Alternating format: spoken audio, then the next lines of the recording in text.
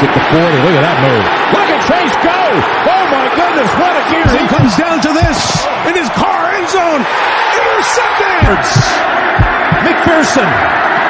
And Cincinnati is heading to the Super Bowl. Toss here. Mixon's going to throw. Open man. Caught. Higgins. Touchdown.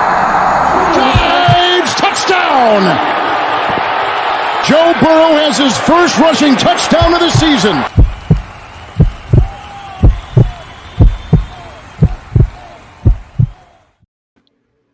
Good day, Bengal fans. He is Maan. I am Jake. This is the Bengals Pulse, the heartbeat of our Cincinnati Bengals. Maan, tough weekend, but we are here to get through it together. But a fun weekend for both of us, right? It was a great weekend being up in Cincinnati. We have so much to get to tonight. But first, before we get started, Maan, how has your week been going so far? It's been okay. I wish they would have won. You hit it right on the head. We had a fun weekend. The game was absolutely bonkers, and it would have been nice to get that win, but been able to think about it for a couple days now and get ready for the Cowboys. But man, what a roller coaster! I've been to a lot of sporting events, and that was absolutely one of the most bonkers game I have ever attended. I mean, and we a lot thought a lot to process, and we thought 2015 was crazy, but I tell you, this walking away and having some time to reflect these last couple of days.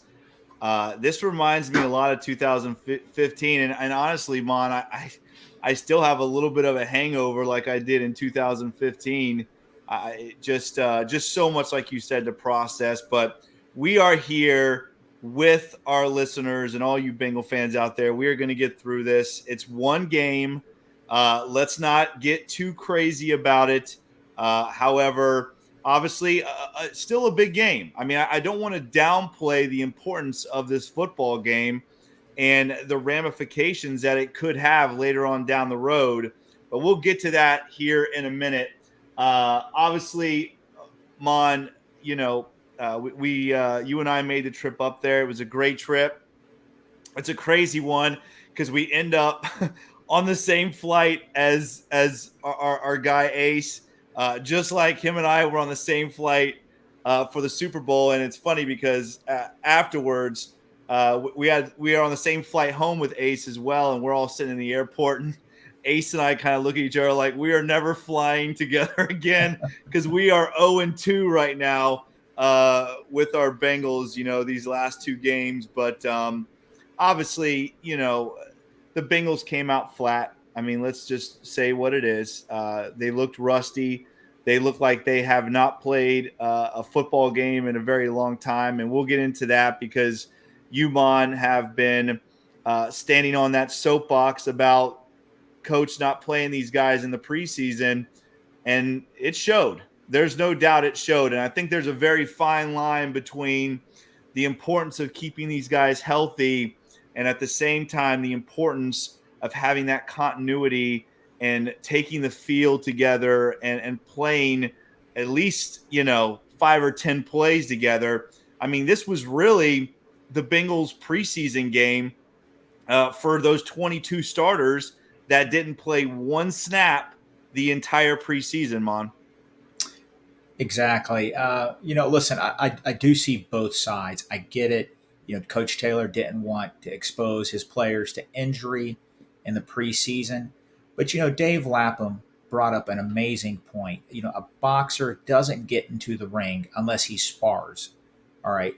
And you know what? Athletes need to have that repetition. They need to play to prepare.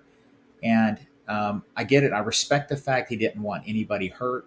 But at the same time, I think that rust, the sluggishness, we saw that in the first quarter. And, that sort of set the tone for the game.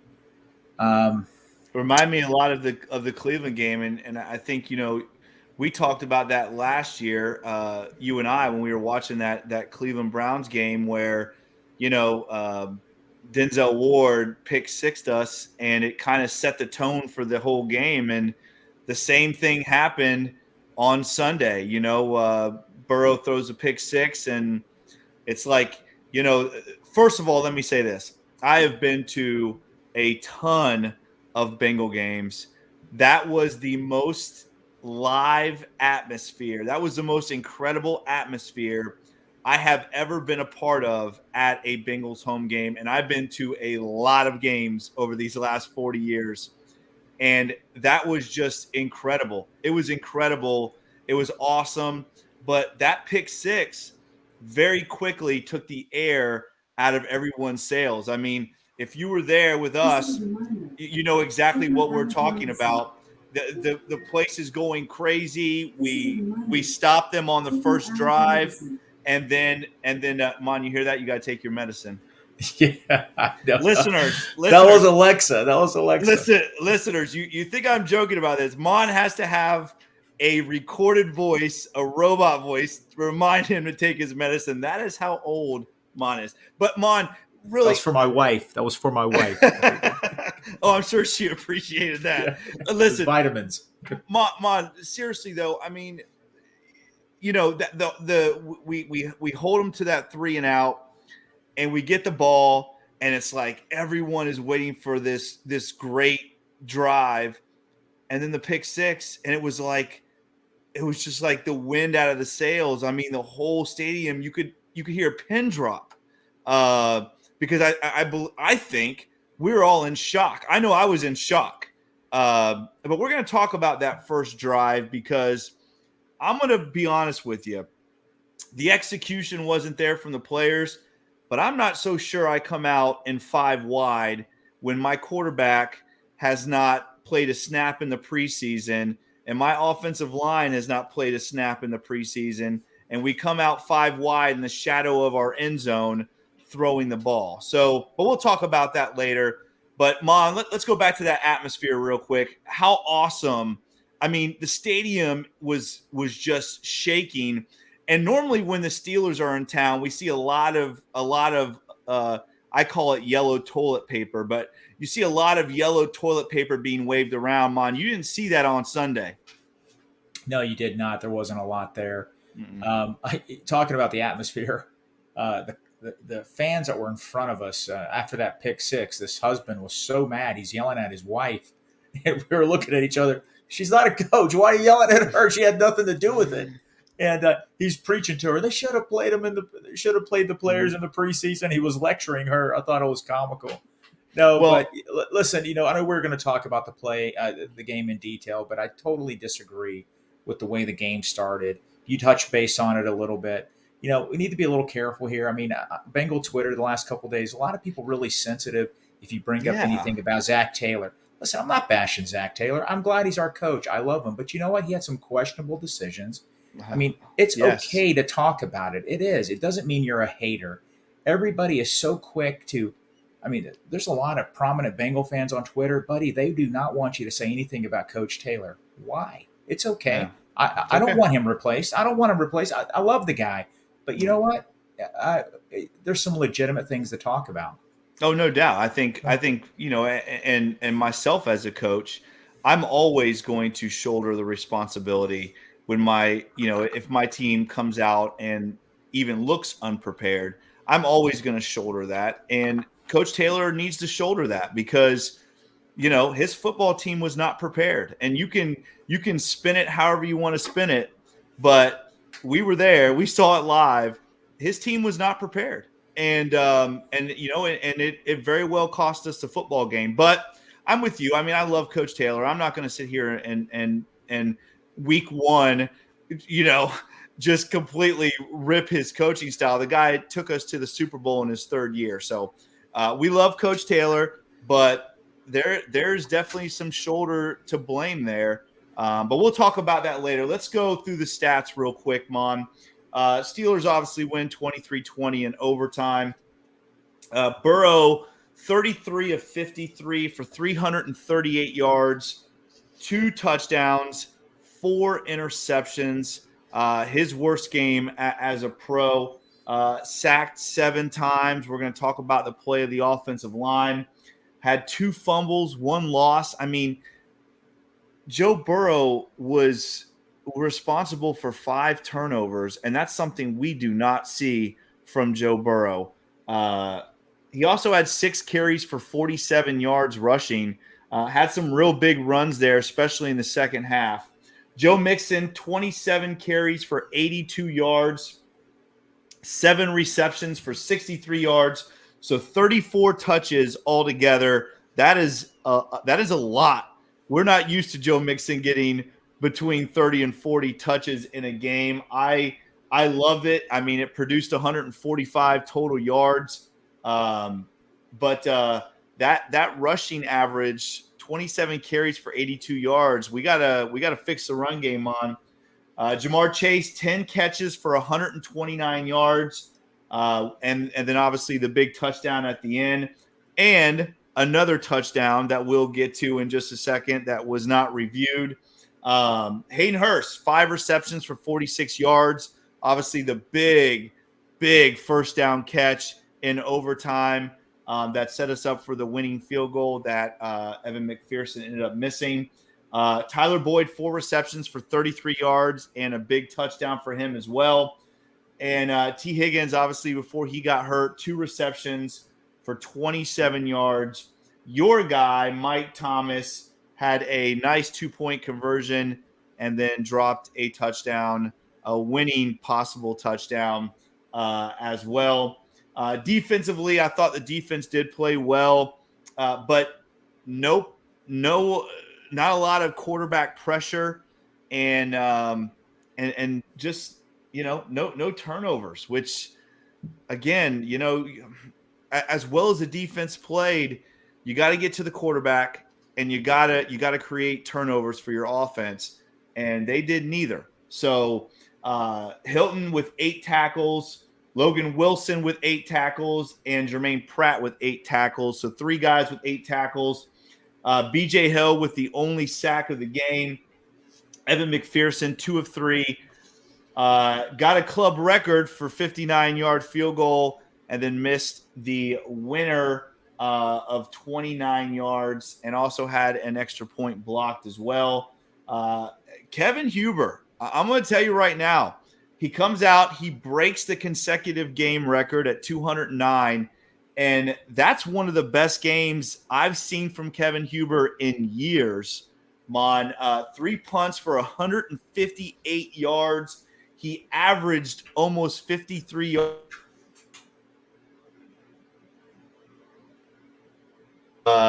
So a impressive day from Kevin Huber.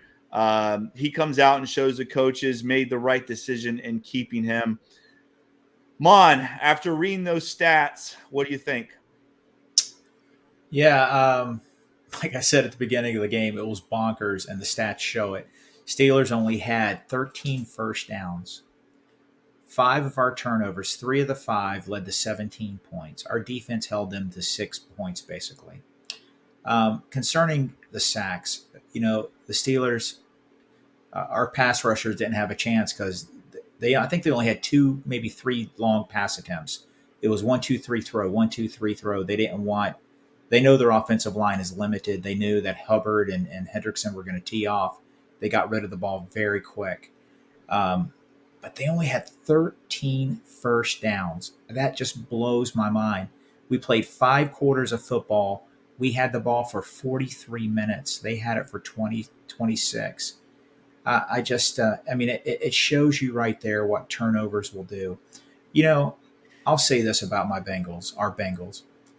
5 turnovers, 7 sacks. We had almost 100 offensive plays. The game should have been 40-0, but it wasn't because our defense kept us in the game. And then you know what?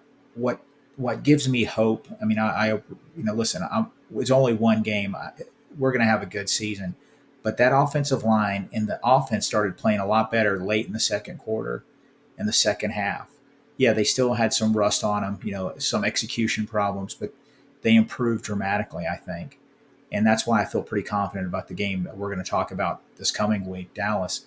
But, they had that rust. And what kills me the most, the first 2 plays of the game set the tone for the whole game.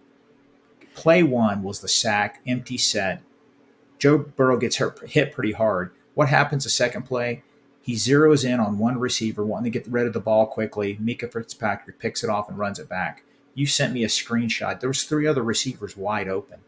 The guy got hit, the first play of the game. I think that affected him on the second play. 1, 2, 3, I got to get rid of the ball. And the next thing you know, it was a pick six. I just wanted Coach Taylor. I wanted Coach Taylor just to run the ball a little bit. His offensive line didn't play at all. Sorry, Jake. Didn't play at all in the preseason. Hey, man, let these guys come out, run the ball, be a little conservative first 2 or 3 drives. Let these guys get, some sweat. Let them play a little bit. There's no reason to have 5 wides first down, first play of the game. I thought that was just silly and too cute. But well, not only that, Mom, but you're in the shadow of your own end zone, and you're doing that. You know what I'm saying? It's not like you get the ball on the 30-yard line or the 40-yard line or something. It's not like you have good field position. They're in the shadow of their end zone, and we line up 5 wide, and that pick six again. Obviously, just not a very good throw. I mean, obviously, because Minka Fitzpatrick got a pick six on it, so it wasn't a good throw because he's not a very good player. So, just silly coming out there and forcing the ball downfield like that. And I think what you're trying to say is, you're not letting Joe Burrow get into any kind of rhythm when you come out in 5 wide, just chucking the ball downfield. When you have, again, Joe Mixon back there and you're trying to establish the run game, I'm with you. Again, we can sit here and play, Monday morning quarterback, but just a lot of questionable things going on in that football game. And we're going to talk about those here in a couple minutes. But before we do, real quick, injury-wise, obviously the big injury, Clark Harris, really cost us the game, to be honest. And you saw it happen on that punt return. We've all seen the video now, I'm sure. He went downfield, did not make a very good attempt at the tackle, kind of stuck his arm out and ended up tearing his bicep. His season is pretty much done. He goes to IR. They re-signed the rookie long snapper today. They signed him to the 53 from the practice squad, Adamitis, and he will now be our long snapper, which is a huge upgrade, I'm sure, from Mr. Wilcox. And then T. Higgins with that big concussion on the cheap shot. Again, I still don't know how the flag wasn't thrown on that play. But losing T. Higgins was huge, Mon. And I don't want to sit here and sound like a broken record, but we've been talking about it since the beginning. The conception of the show is the depth at receiver is not good. And, you see T. Higgins go down and Mike Thomas comes in. I mean, that's our next guy up. It's just and I'm not trying to bash Mike Thomas. I don't want it to come across like that. Mike Thomas, he's made some good plays for us, but he's now our number 3 receiver. I mean, that's just silly. It's silly that's where we are. And like I said, I know Mike Thomas is a great special teams guy and all that, but he's not a number 3 receiver. And you saw it. I mean, you saw the drop touchdown. You got to have a guy that could come in and make plays and just silly that's what we end up having. And then we see Chris Evans not get one offensive snap, Mon. Yeah, that was an eye opener there. I was stunned by that. You would think he would get at least maybe 5 or 6. Now, listen, we talked about it a few episodes back. We're breaking down the roster. The drop off after the big 3, it is alarming. And yeah, Mike Thomas is there. Listen, I get he's not a superstar, and he's on the roster because of special teams. He is who he is. He's just an average NFL receiver. I'm hoping T. Higgins is cleared to play Sunday. I agree with the cheap shot. That there was multiple cheap shots in that game.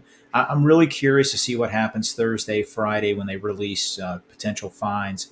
If I'm not mistaken, I think Mika had two 15-yard penalties in that game. Did he not? I know he had one. I know he had one.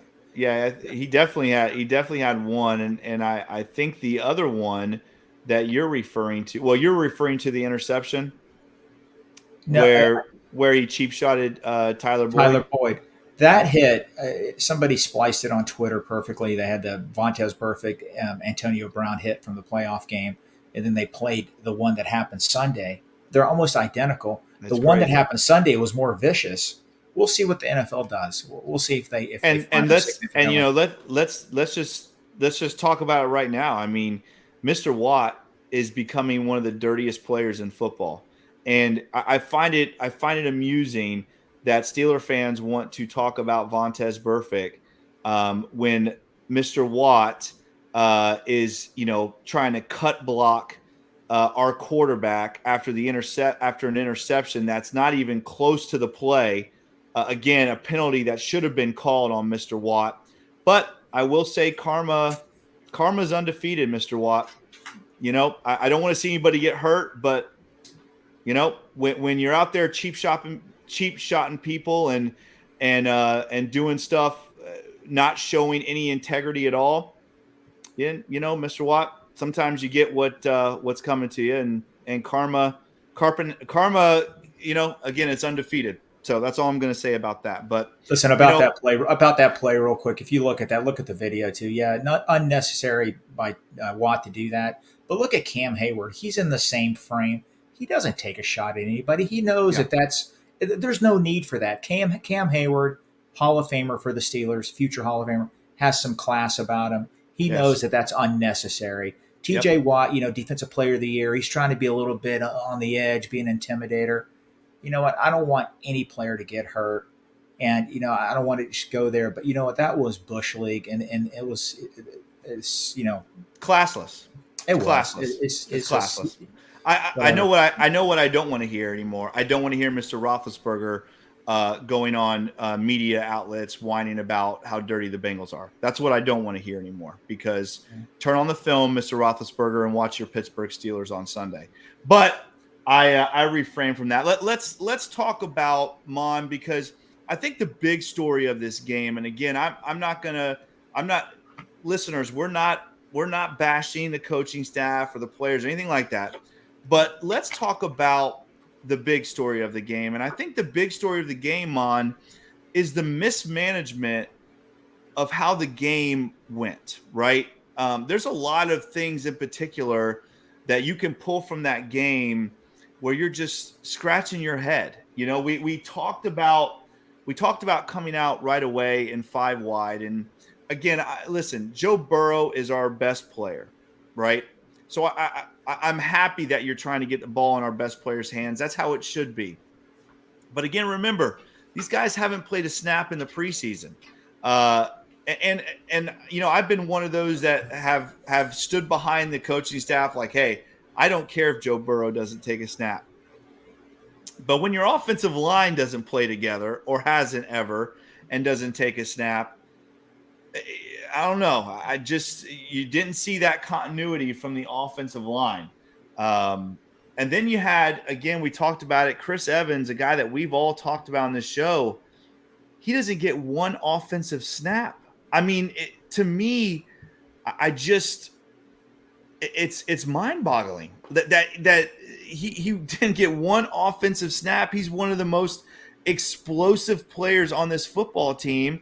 And, that's not a knock on Samaje Perine, but, we're throwing on 2nd and 7, we're throwing a vertical 30 or 40-yard pass to Samaje Perine in overtime. Maan, it doesn't make any sense to me. Why is Chris Evans not in the football game? Yeah, I agree with you. Like I said, I think he's going to be an X factor this year. He didn't get one offensive snap.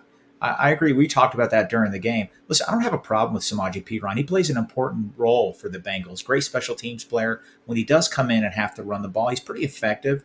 Screen passes. Look at this Kansas City game, the championship game he scored right before halftime. That was a key play in that game. But you're right. Throwing a 35, 40-yard pass to Samaje Perine in overtime, it just didn't make any sense. I thought it was a questionable call. And it's And second and 3. It's second yeah, and 3. I don't mind. I don't mind taking a shot downfield on second and 3, but you got the best receiver in the league on your football team. And I know there's a mismatch out there that he had a linebacker on him, but that's just a wasted down, man. yeah. You know what? I want to sound like a broken record now. And I've said this a million times, and I'm going to say it one last time. That offensive line needs the gel. Dave Lapham, who I love listening to, he talks about it. He has mentioned it multiple times. 4 new starters on the line. 4. Listen, it's not realistic. I mean, to think that they're going to come in and just be super effective game one, you're living in fantasy land. These guys need to play together. That's where I think they screwed up. You mentioned it earlier. I think they needed 10 snaps in the preseason per game. Just the offensive line. I'm not talking Burrow. I'm not talking the other guys. Yeah. Let these guys play, and just get some continuity and figure out what's going on. The Pittsburgh Steelers, listen, I know we talked about Mike Tomlin last week. I want them to lose every game. I can't stand that team. All right. Mike Tomlin's a good coach. That staff knew what to do. They targeted Volson, that side of the line, because you know what? They knew. Volson's a new guy. There's 3 other starters on there. It's going to take them a little bit to adjust. And they started to adjust later in the game, which is a good sign. But I want to talk, you mentioned not being critical. There's a player on that offensive line that to me has just been average since we drafted him, and that's Jonah Williams. He gave up 3 sacks to Highsmith. I mean, I don't know what's going on. He's average. Has he had a super elite game in his career? Has he? I mean, he has not been an elite player. I'm sorry. When he's an 11th pick in the draft, you expect a little bit more out of him. I thought he played pretty poor. I don't know what his PFF grades were, but to give up 3 sacks, and I mean, he almost got Burrow killed one play. Well, And it was and he's a blind, and he's Burrow's blind side too, right? So, that is definitely a nerve wracking thing. And we continue to again look at some of those missed opportunities. We've all seen the picture now of Jamar Chase's touchdown that wasn't reviewed. There's still over 2 minutes left. There's got to be somebody responsible enough to get the word out in that critical part of the game. And the Bengals are trying to run hurry up offense. Listen, the important thing is scoring there, because guess what? This is the NFL. It's hard to score. And you know what? They didn't score on that drive, Mon. They had 1st down and goal from the half-yard line and did not score on that drive. A huge important piece of us losing that football game was not reviewing that play. And again, I'm not blaming anybody for it. I'm just pointing out the fact that this staff is a great staff, but they were not prepared on Sunday. They just didn't look prepared. You can't just go out there and assume that your football team is going to score from the half-yard line, because it is hard to do. 1st down, again, I'm not trying to be critical, but you got 1st down and goal from the half-yard line. Why are you not quarterback sneaking it? Why are you not giving yourself the advantage by running from the line of scrimmage? Instead, we try to hand it off. It's a 3-yard loss. Now we're 2nd and goal from the 3.5-yard line. And then it just unraveled. From there. We didn't score. We're lucky we got the ball back and had another opportunity, but who knows what happens there? We score. Maybe we make that extra point, and now we're up 21-20, and now all our defense has to do is go out and make a stop. So, again, I'm not trying to be a what-if guy, but I definitely think it's important that we point out the fact that a lot of this loss needs to be shouldered by this staff and they have to do a better job of coming out prepared. Again, Jake, the players have to execute, Jake, and the players didn't execute. But listen. I know I don't think we need to say anymore. Of course, we don't want to bash the staff, but you said something a few episodes ago. We got to be real. Let's just be real about it. I get it.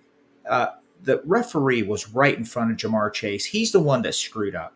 He should have called touchdown. He dropped the ball. But guess what happens in the NFL? Referees screw up. It happens every game that I watch. Guess what? There's supposed to be somebody up in the booth that lets the coach know, like, hey, man, you need to review that. You need to review that. But I get it. They were trying to rush up and get another play in. And guess what happened? While they're rushing up to get another play in, 3-yard loss on a run play.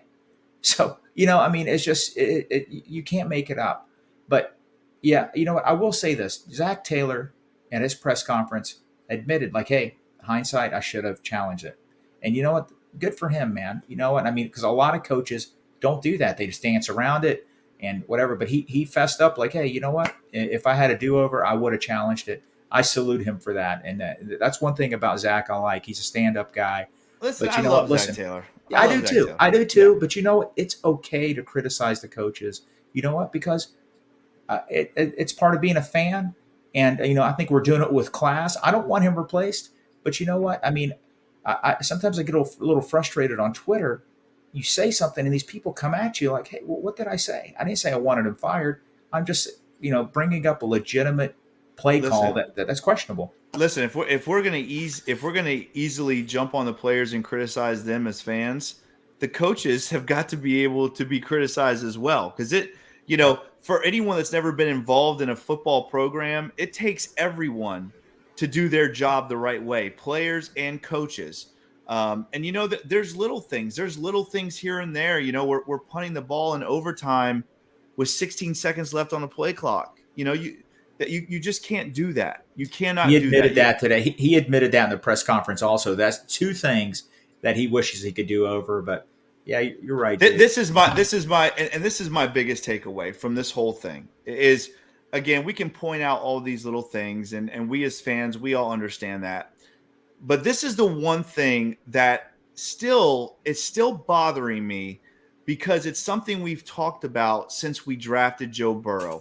And that is this coaching staff believing in Joe Burrow, right? Joe Burrow, he is, again, I'm going to stand by it. I don't care about the 4 interceptions. He's the best quarterback in the NFL. I take him over anybody. And that's not just a homer thing.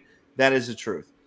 But it's 3rd down and 5 in overtime from about the 12-yard line, and you take the ball out of your best player's hands and try to kick a field goal. And I know Evan McPherson is great and all that stuff, but believe in Joe Burrow, because Joe Burrow is the Aaron Rodgers. He is, the Patrick Mahomes. You don't see coaches taking the ball out of those guys' hands.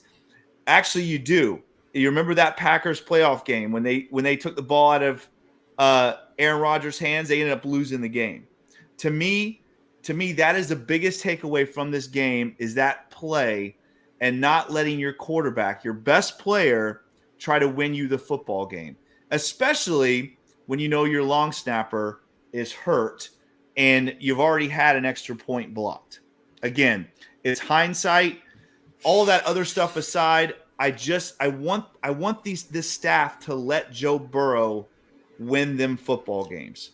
I mean, the guy, after throwing 4 picks, after losing a fumble, he still led 3 game-winning drives in that game, man. 3 game-winning drives with 4 minutes left in the game. He led 2 game-winning drives, and then in overtime, he leads another game-winning drive. Let Joe Burrow win you football games. Yeah, right. I agree. Yeah, absolutely. Listen, hard to argue with that. Jake, there's 15, 20 things in that game we could second guess, and not all on the coaching staff. It's Joe Burrow, rushing this. Well, I mean, Joe, it's not just Joe did not play well. He didn't play well. He didn't play well. But you know what? Again, he had a unique preseason with that appendectomy. He's lost weight. I think with the Steelers, listen, I know it's a divisional game. Mike Tomlin's going to come in fired up. He's been planning all offseason since the schedule came out for the Bengals. I just wish we would have been a little more conservative in the first quarter, run a few plays. I mean, we didn't need a lot of offense to beat this team. Okay. The turnovers actually, that we talked about, the turnovers destroyed us. But I wish we would have been a little more conservative and just let these guys, let the first quarter be their preseason. And then guess what? You know what? We would have won the game by 10 points because we wouldn't have had some of those turnovers. But we can't do anything about it. We just got to move on. And I'll say this. When the schedule came out, we had our predictions, right? I had the Bengals win in game 1, and I had them lose in game 2 at Dallas. Okay? Let's just flip them. We're going to talk about our the robot's going off again.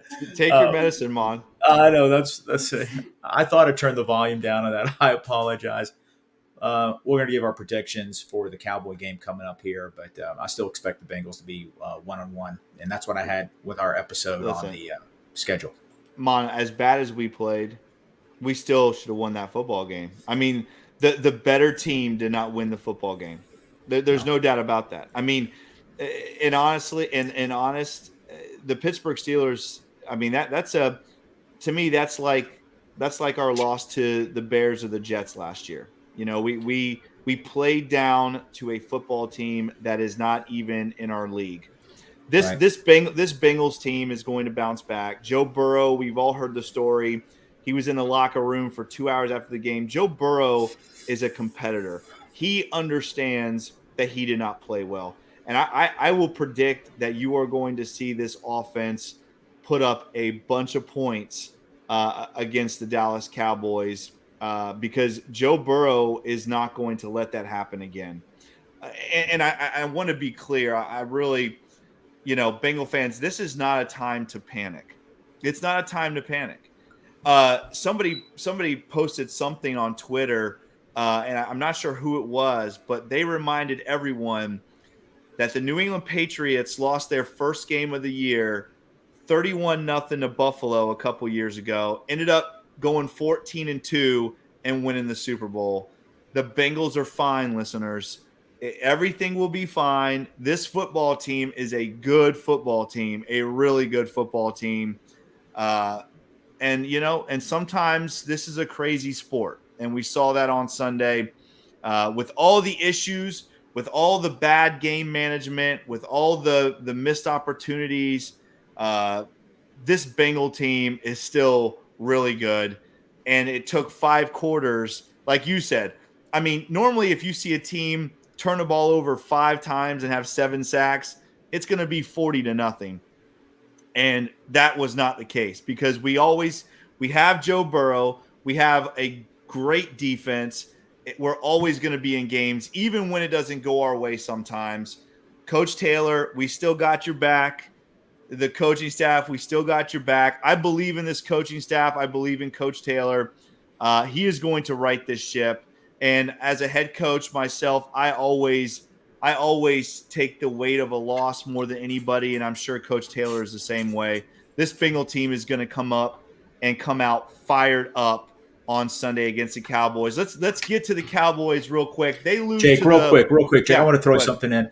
I work with a lot of Steeler fans, and I interacted with some of them today. And I'll tell you, none of them were chirping. And trust me, in the past they have chirped, but yeah. I think they know 5 turnovers and 7 sacks, and they know if we didn't have an injured long snapper, they would have lost. Yeah. And don't get me wrong, they were happy that they won, but there was no chirping going on. And, all these Steeler fans out there, listen, congratulations on the win.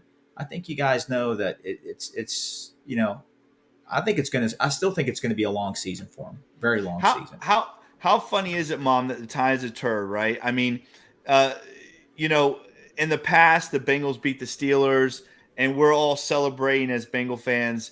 How quickly the tide has turned, right? Because the Steelers win this sloppy game they have no business winning, and you would have thought they won the Super Bowl. I mean, their players are dancing in the locker room. The fans are going crazy. That's how far we have come as a football organization when we are the top of the class in the AFC, and a team like the Pittsburgh Steelers beats us, and it's a huge upset, which it is. It was a big upset, the Steelers beating the Bengals on Sunday. But let's get to the Dallas game real quick, Mom, Okay. before we get out of here. Dallas loses to the Buccaneers 19-3. The big news, again, we talked about injuries. Unfortunately, Mr. Prescott is going to be out a little bit with a hand issue. So it looks like we might be seeing Cooper Rush, the Cowboys' backup quarterback. I see too they have Will Grier on their roster, so it's going to be interesting to see who is the quarterback on Sunday. Real quick, just offensive wise, obviously, they have guys like CeeDee Lamb, who is their number one receiver. They have Dalton Schultz, the tight end, who is a big target for Dak Prescott. Ezekiel Elliott, obviously, a very good running back, and a solid offensive line led by Tyler Smith and Zach Martin. I don't think this is going to be an easy game, but I think right now it doesn't matter who we play on Sunday. Joe Burrow is going to come out and light it up. What do you think, Mom? I agree with you. Listen, the key is this: we can't have turnovers. If we don't have turnovers, we win. We win by 10 points. That's the key to the game. They do have good players. You're right. You mentioned some of them on defense. Listen, Parsons is a stud. He's one hell of a player. Yes, he is. They got Diggs, a cornerback. DeMarcus Lawrence, obviously, is on the team. Van Der Esch led them in tackles last week. They have a lot of very good players, and the Bengals need to be careful because those guys can wreck some, can cause some issues. On offense, Elliott, the last time we played them, he ran it down our throats. But I don't think they don't have the same offensive line. No. Listen, we talked a lot. Listen, we did spend a lot of time. We're still a little frustrated about that Steeler game, but there was a hell of an effort by our defense. Listen, DJ Reader is the best nose tackle in football. No doubt. Hands down. It's about time America notices, because he plays in a small market, plays in Cincinnati. That guy is a certified stud. Listen, he's the key to that defense. We have got to keep him fresh. He's going to shut down Ezekiel Elliott. That defensive line played. Yeah, we didn't get a lot of pressure, but you know what? What's the running back's name? Najee Harris. He didn't do anything for the Steelers again. And I think they'll control Ezekiel Elliott. Tony Pollard's a decent player. It does stink about Prescott. Listen, you don't want to see any star player hurt. You really don't, because that's bad for the league. And you know what? Listen, I hate to see that. I hope he comes back soon. Cooper Rush, listen, capable backup. He's got a lot of weapons. I'm afraid of their tight end, Schultz. I think he's a solid player. CeeDee Lamb is a real deal. He's a good player. They got Noah Brown also. Listen, the Bengals have to come in focused. And you know what? I think they will. And like I said, I had them losing this game in our schedule preview because I expected the Bucs to beat them. And I'm like, there's no way the Cowboys are going to lose 2 in a row. Well, I didn't expect the Bengals to lose week 1. Our man Joe Burrow is going to be hyper-focused. He's going to have a good comeback game, and I think the Bengals win comfortably. I do too. Mon, a little trivia for you. Do you know the last time the Bengals beat the Cowboys? Because we have not had very good luck against the Cowboys, Mon. Do you know the year, the last time the Bengals beat the Cowboys? I'm trying to look it up right now. I downloaded this No, I just downloaded this. It's pretty cool. The Bengals do a good job of doing the press releases. I don't know, Jake. Tell me. 2004 is the last time the Bengals beat the Dallas Cowboys. And you reiterated the fact the last time we played them, Mon, you and I watched that game together. It was 30-7 Cowboys. The Cowboys ran all over us. It looked like varsity against JV, but we did not have the same defense that we have now. And I agree with you. We did not have Was that the Sean Williams game where he went to tackle somebody and he flew back about 10 yards? And we were laughing so hard at that, and we're laughing at a Bengal player, and it was hilarious. I mean, they just their offensive line was so good, man. They just moved us. I mean, they controlled the line of scrimmage, but I think this week we control the line of scrimmage, and I'm with you. I think we win this game comfortably, and we'll get to our picks in just a second. Real quick, and this is, after this, we don't have to talk about the Steeler game anymore, but for the ones of us that were there live, there were just a roller coaster of emotion. It was a very emotional game for a lot of us. So obviously, like you said, we're still going to dwell on that a little bit. We shouldn't. We need to let it go because it is only one game. But, I heard a lot of fans saying, oh, same old Bengals. Here we go again.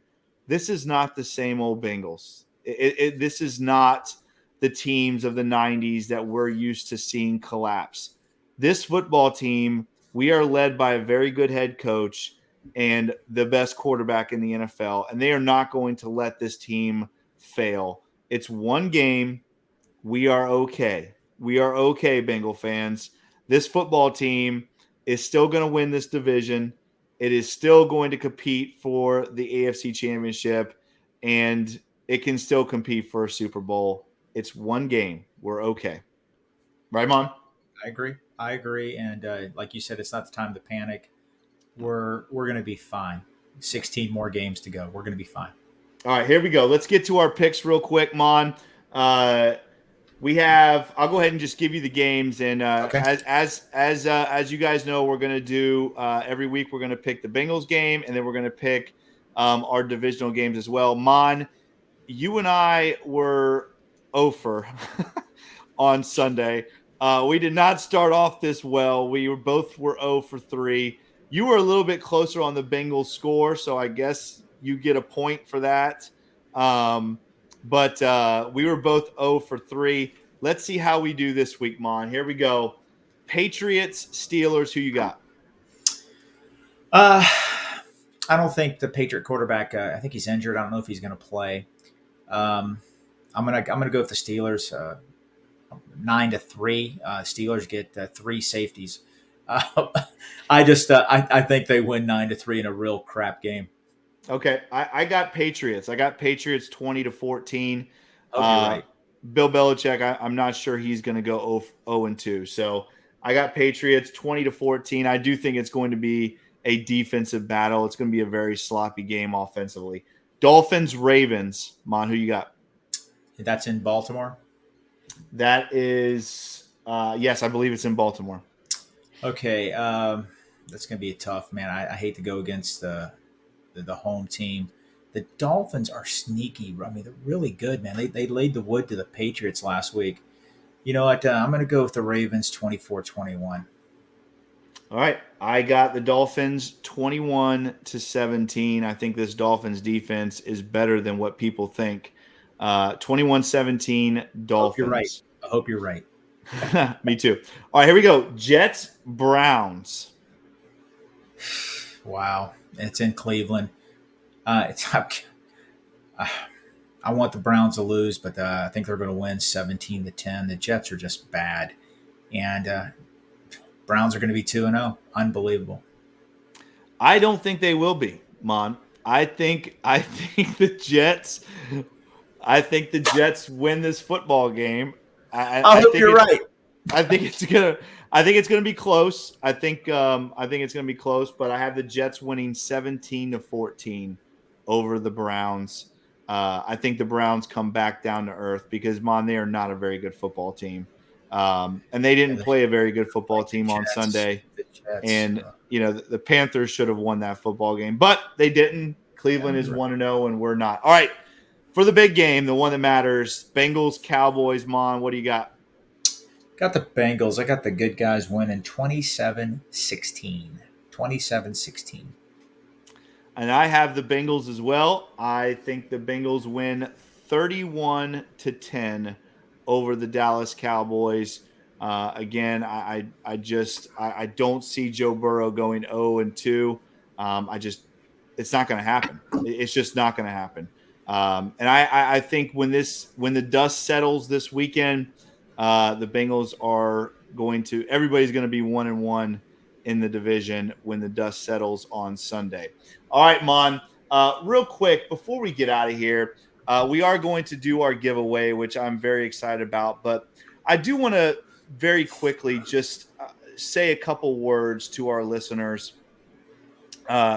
This weekend for Mon and I, it was such an incredible weekend. Being up in Cincinnati and being around all of our fellow podcasters, and not only that, but being around our listeners and getting to meet a lot of our listeners. It was very humbling, and it was very overwhelming. You guys are so awesome. I feel very privileged to be able to come on here every week and talk Bengals football with you, Mon, and with our listeners out there. We got to meet quite a few of our listeners and just sit down and talk to them and get to know them, and just. I mean, everyone was just so incredible and nice, and was so appreciative of what you and I do, and it was just an incredible weekend. Hanging out with everybody, and obviously, you and I got to meet Ken Anderson as well, which was just incredible. I mean, I was completely fanboying out. He is what a class act Ken Anderson is. And man, it's hard, you walk away from a tough loss like that, but Mon, it was just an incredible weekend. Yeah, it sure was. I really enjoyed it. And it was great getting to hang out. I'm a fan of all the other podcasts too, and you get to meet some of the hosts there. And they were very kind, gracious. I really enjoyed that. And of course, Bengal Jim, man, he knows how to throw a tailgate. What an extravaganza that was. That guy is he could run for mayor and get 90% of the vote. I mean, he is unbelievable. It was off the chain. We visited the Bengal Bomb Squad too. Yeah. Great time over there. Good people. Great time. Good yes, people. It was. And of course, getting to see Ace and Zim was great. And hey, good times. And you never have a bad time in Cincinnati ever. I've never had, even after tough losses, just being around. We just have the best fan base in football. I will go to battle with anybody that says otherwise. Our fans are so incredible. I mean, it's just so overwhelming. It really is when you're at the Holy Grail and down at the banks and stuff, and you're just getting to meet all these Bengal fans that have traveled from all over the country. It's just an incredible experience. So thank you, everyone that made Mon and I feel so welcome. Thank you, all of our listeners that approached us and talked ball with us. It was just awesome. It was so much fun. Our new fans on the flight home. Remember, we were talking to them. Our one pastor, his name was Tim, really nice guy. He was a great guy. And that stewardess on that flight, wow, you got to be kidding me. Golly, she was a Steeler fan. She was a Steeler fan. She liked this. She, real quick, she was going over the microphone on the airplane the entire flight home, talking trash, but in a fun way. She was giving us the number because there was a lot of Bengal fans on that flight on the way home. She brought me some candy. All right, let's do this Ken Riley bobblehead giveaway. Sure.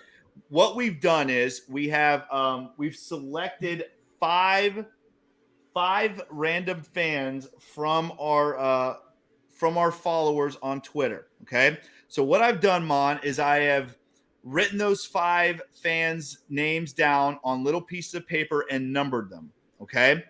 So I'm going to read you first the 5 finalists, and then you are going to pick the number. Now, when I read you the 5 finalists, it's in no particular order, and I will show you guys the number and the name after we select it. Okay? Okay, let's go. All right, so here we go.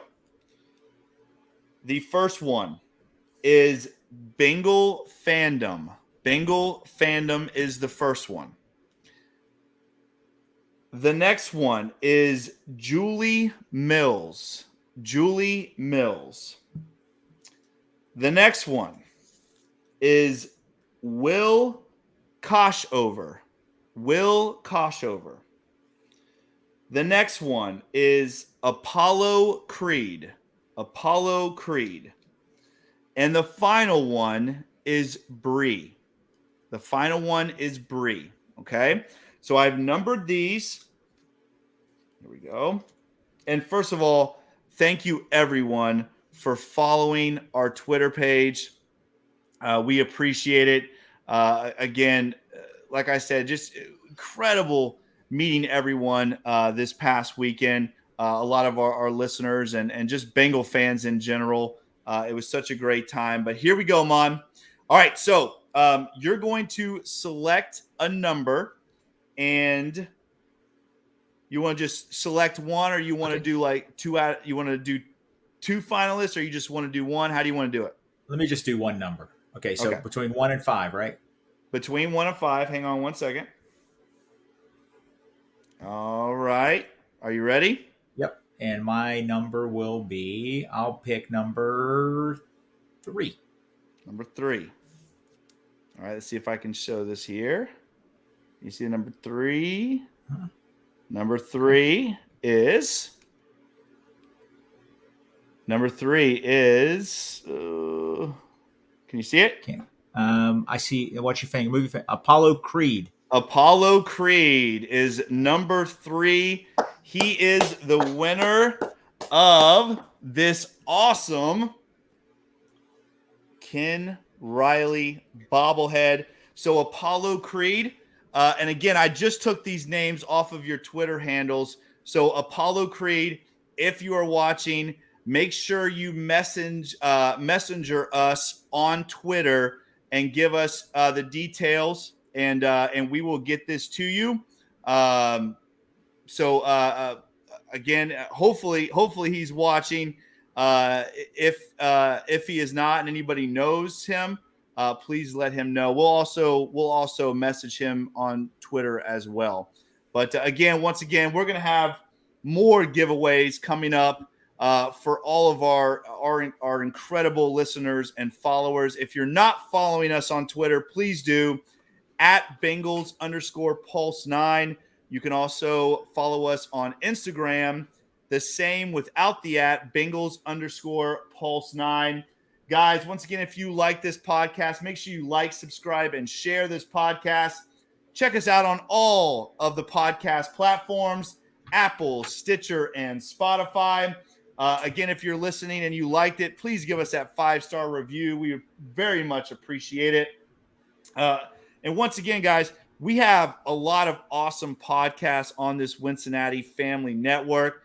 Make sure you check out the entire podcast family on Wincinnati. Again, I wish I could show pictures on here, but I just got to say to our listeners of all the Wincinnati, Ace is such a big deal. Let me tell you how big a deal Ace is. Ace is such a big deal. He's in the airport with his airplane pillow on while we are waiting for the flight. That's how big of a deal Ace Boogie is. Again, he showed that on his show last night. He had that on his show last night. Oh, he did? Oh, that's picture, awesome. Yeah. Oh, you showed the picture that I took? Yeah. Oh, that's awesome. That's awesome. That's good stuff. Yeah, we had a good time. And again, I don't think Ace and I are going to fly on the same flight anymore. We're going to call each other before we set up the flights so we can take different planes. But once again, guys, thank you very much for listening, and thank you for all the love. And Maan and I we appreciate everything. We look forward to being here every Wednesday with you guys throughout this season. It's going to be okay, Bengal fans. It's going to be okay. We're going to get back on that winning streak this week against the Dallas Cowboys. That is another edition of the Bengals Pulse. He is Maan. I am Jake. Hoo day, Bengal fans. We will see you next week.